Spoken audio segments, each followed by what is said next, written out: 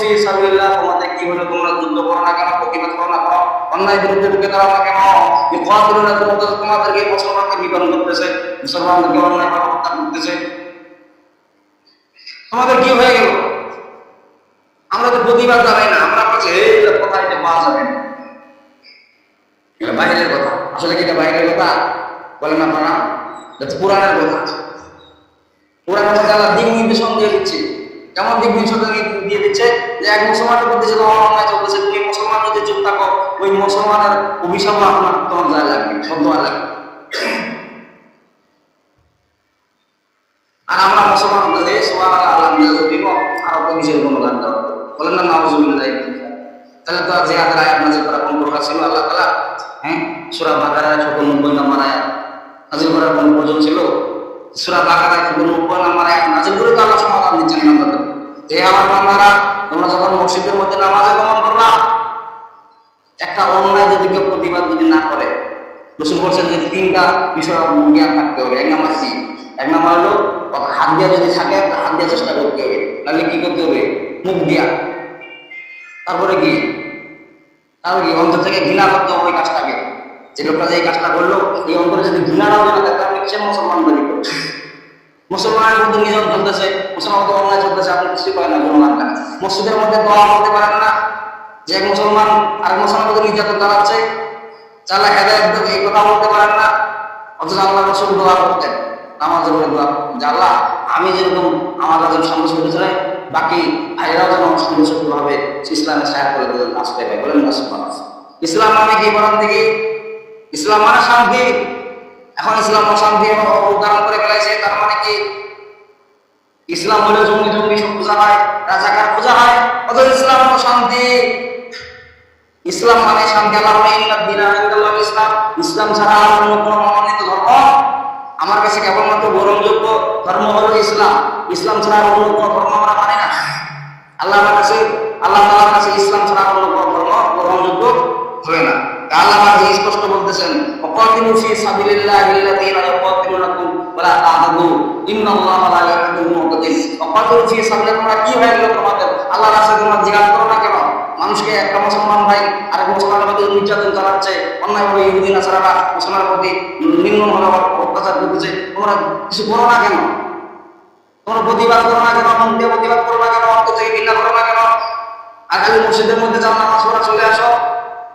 নামাজ হবে ঠিক আছে, নামাজ তো পড়তে হবে বাধ্যতামূলক, মুসলমানের জন্য নামাজ তো পড়তে হবে। কিন্তু এই যে জিহাদ করা, এক মুসলমানের প্রতি আরেক মুসলমান অত্যাচার চলতেছে, এই যে আপনি জিহাদ করলেন না, ইহুদি নাসারা ইসলামটাতে মুসলমানের প্রতি যে নির্যাতন চালাচ্ছে, তাদের এক নাম্বার হাতিয়ার কাজ হলো যে আপনাকে আমাকে নিধন করা না, তারা হলো কোরআন রাজত্ব করা, নিযুক্ত করা। মানে কোরআন যেন না চলে, কোরআন হাদিস যেন না চলে, যেন ওদের আইনটা যেন বাস্তবায়ন হয়। ইহুদিদের কিতাব আছে না নাই? বলেন দেখি। নাসারাদের কিতাব আছে না নাই? ওদের কিতাব যেন বাস্তবায়ন হয়, কোরআন যেন বাস্তবায়ন না হয়। অথচ কোরআনটা আল্লাহ এমন একটা কিতাব নাযিল করলেন যে কোরআন ছাড়া কোনো গ্রহণযোগ্য কোনো কিতাব নাযিল করা হবে না। কবরের মধ্যে যদি আমাকে প্রশ্ন করা হবে, যদি প্রশ্নের যদি জবাব দিতে পারেন, আর যদি বলতে পারে যে এগুলা কোথা থেকে জেনেছো, যদি বলেন যে বাকি কোরআন বাদ দিয়ে যদি অন্য কিতাবের কথা বলেন, ওটা গ্রহণযোগ্য করা হবে না। যখন এই কোরআনের কথা বলবেন ওটা গ্রহণযোগ্য হয়ে যাবে, বলেন না সুবহানাল্লাহ।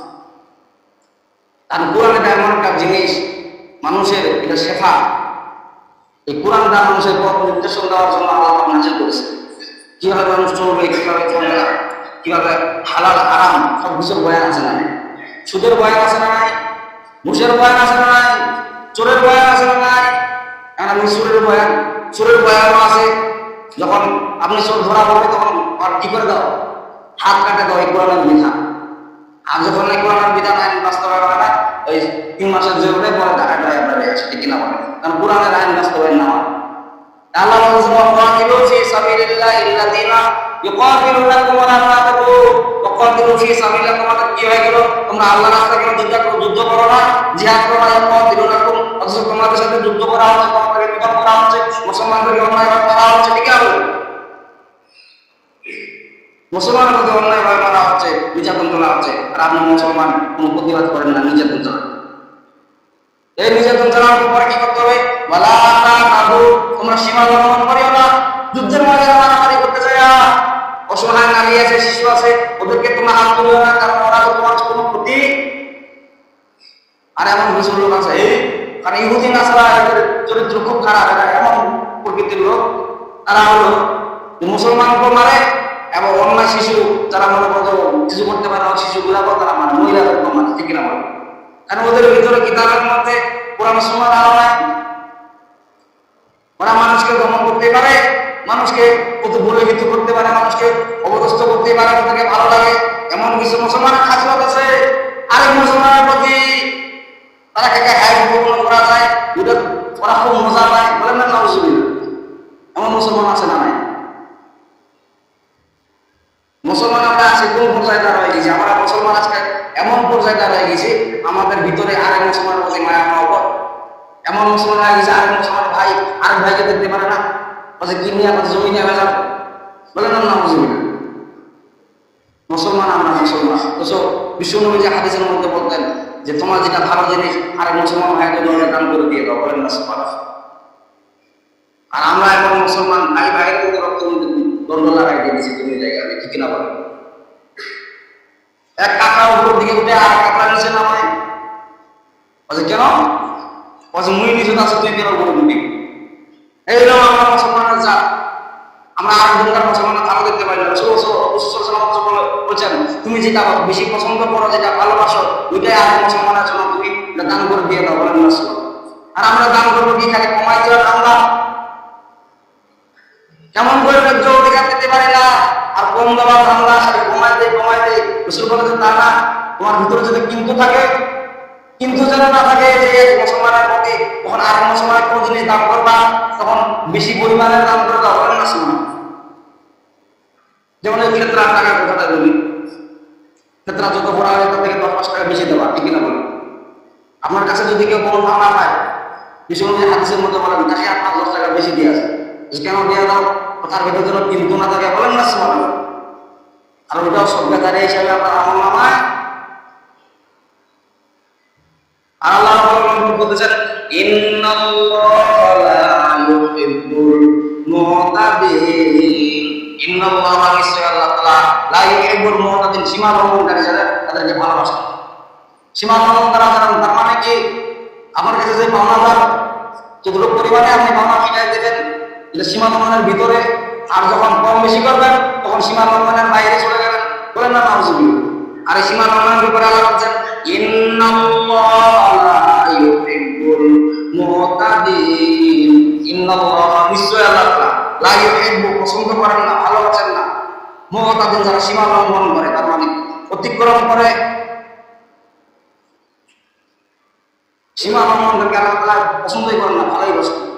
আমরা সীমা লঙ্ঘনকারীর ভিতরে থাকবো না, নাকি? সীমা লঙ্ঘন যেখানে সেখানে আমরা থাকবো না। সীমা লঙ্ঘন যারা করে তাদের সাথে উঠা বসা করবো না। এক মুসলমান আর এক মুসলমানের মধ্যে যখন মারামারি হবে, তখন আপনি কি করবেন? বাহাবা দিবেন নাকি? হ্যাঁ, আপনি নামাজি লোক, আপনি একটা বড় বুজুর্গ লোক, আপনি যদি প্রতিবাদ না করেন তাইলে আপনার আমল নামা কি ওটা সব আমল নামা হবে না। কিন্তু কি আমাদের ফেরেশতায় আপনার ঘোড়ায় দিয়ে দিবে, আল্লাহ এরকম সামনে অন্যায় চলছিল, লোকটা প্রতিবাদ করে নাই, কোনো বাধা দেয়। আল্লাহ আমাদের সবাইকে সঠিক সময় দান করুক, আমাদের সঠিক বুঝার প্রতি দান করুক, তাদের সুন্নত বাকি আছে, সুন্নত পূরণ করার